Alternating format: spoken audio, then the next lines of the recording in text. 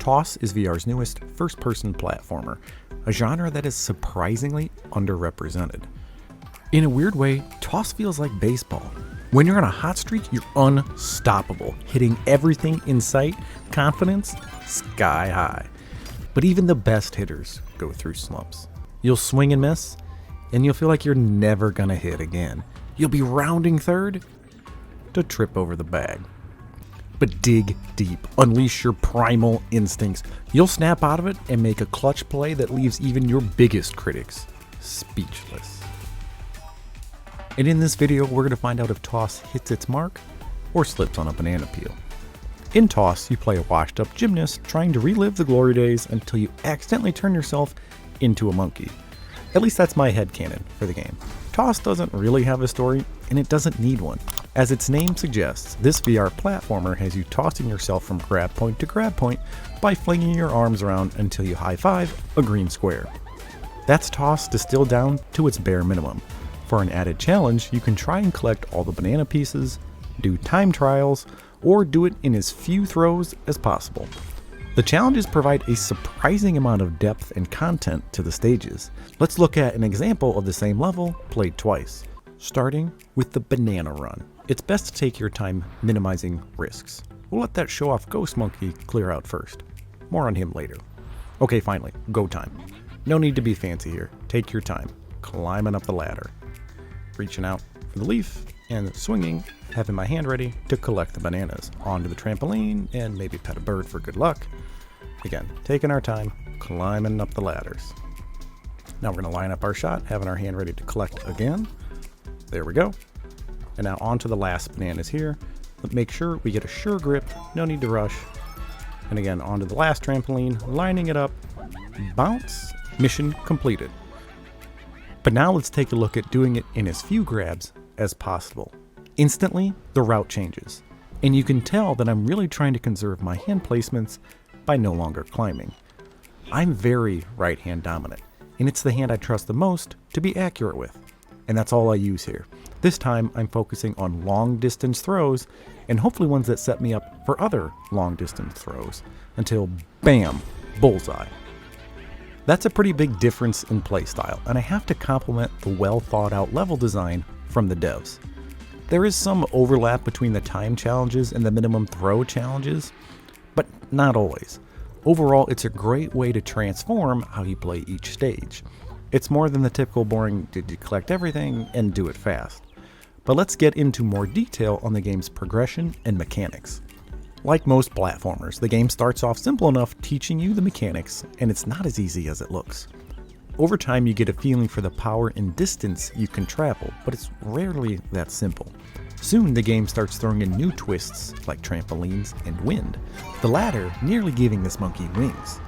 And chucking yourself long distances and snagging a branch or pipe can feel heroic. But make no mistake, despite its playful themes, Toss is not an easy or relaxing game. There are plenty of things that turn up the pressure, like spike walls, lasers, electrifying enemies, grab points that explode, and more. That added pressure will definitely move you outside of your comfort zone, and that's a good thing, because an easy platformer is a boring one, and never once did Toss bore me. But frustrate me? That's a different story. At times, the difficulty can just feel a bit much, because remember, you're not pushing a button to jump, you're swinging your arms, it's wild and chaotic input, and then you mix in stuff like this. In the first couple stages, you can take your time, but later on, there's almost always something pushing you forward, not allowing you to sit still for too long. But the most important thing with a game like this is, how does it feel to play? Are the controls natural? Do your throws lead to the desired outcome often enough? And I would say yes, but I didn't arrive at that conclusion instantly. You're going to get your lumps in before you feel comfortable in this game. You're like a baby learning to climb, but after a time, grabbing and throwing becomes second nature.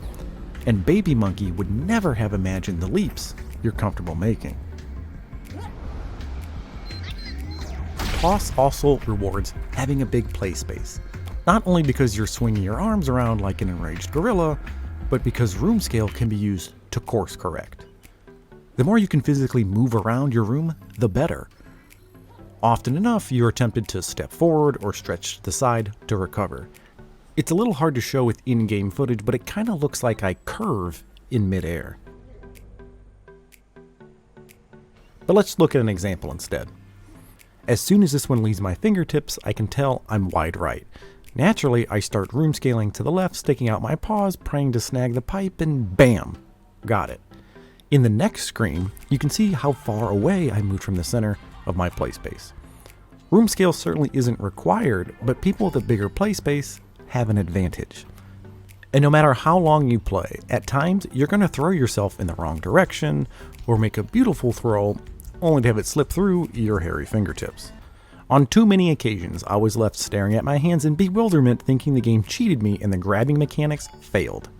And I'm willing to bet everyone who plays this game will experience the same thing. It probably doesn't happen as often as I think, but the times I feel cheated are burned into my memory. And there is nothing more frustrating than having a beautiful run ruined by what I perceived was the game failing and not me. But it's actually like the same feeling you get when you die in an online shooter, the "what? I lit him up" type of feeling.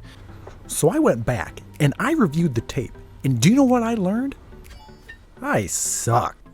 I was missing the grabs.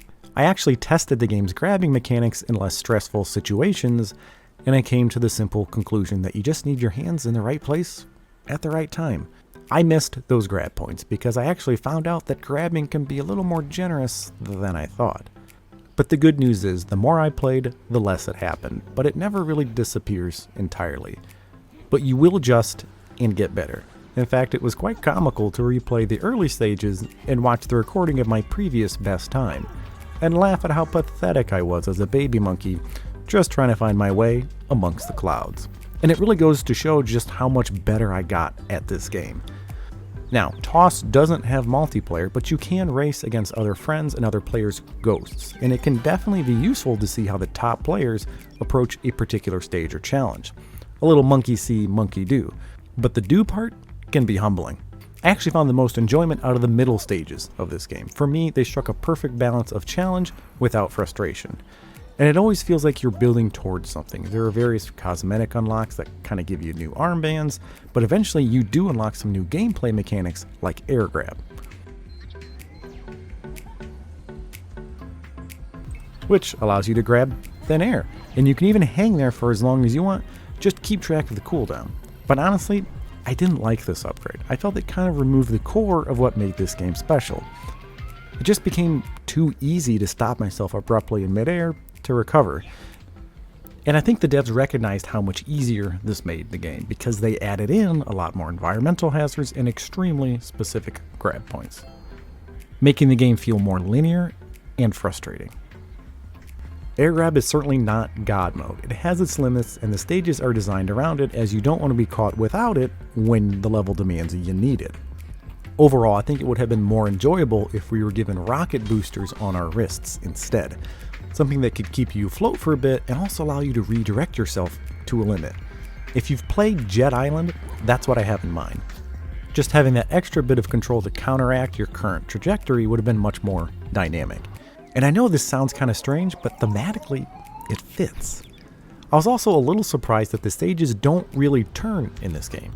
Each one is essentially a zigzagging straight line. It didn't really bother me, I just thought it was a little odd. I was also surprised to never encounter a crosswind that was designed to blow me off course, or it could have been fun to have some areas where you try to curve around obstacles with crosswinds. But overall, the 79 stages are pretty well done, and once you get a feel for it, this game becomes addicting. Now, the big question, do I recommend Toss? That answer is undoubtedly yes, which actually surprises me. I completed the game's 79 stages in just 3 hours, and a lot of the time was spent missing the mark. On the surface, 3 hours for $20 seems pretty steep. And if you were to ask me if I recommended the game after failing the later stages 30 times in a row, that answer would probably be different. But just doing the bare minimum to see the credits doesn't tell the whole story. I'm now going back and completing the challenges and really loving it. In fact, I like the game more on my second playthrough than my first. And as I said earlier, this game never once had me bored, and still doesn't.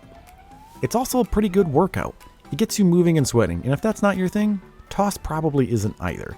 But if you're a completionist or a speedrunner, there's a mouth-watering amount of content you can go bananas on here. And I have my serious doubts if some of you completionists are up to the challenge. You might end up mourning because a very small percentage of people will be able to do it all, and I don't think I'm one of them. This game is also very unique to VR. It just wouldn't be the same holding a gamepad and watching a screen, and I do think that counts for something. And according to a MetaQuest blog post, the devs are working on new content, which makes sense because it does seem to end a little abruptly, like it was just starting to explore some new frontiers.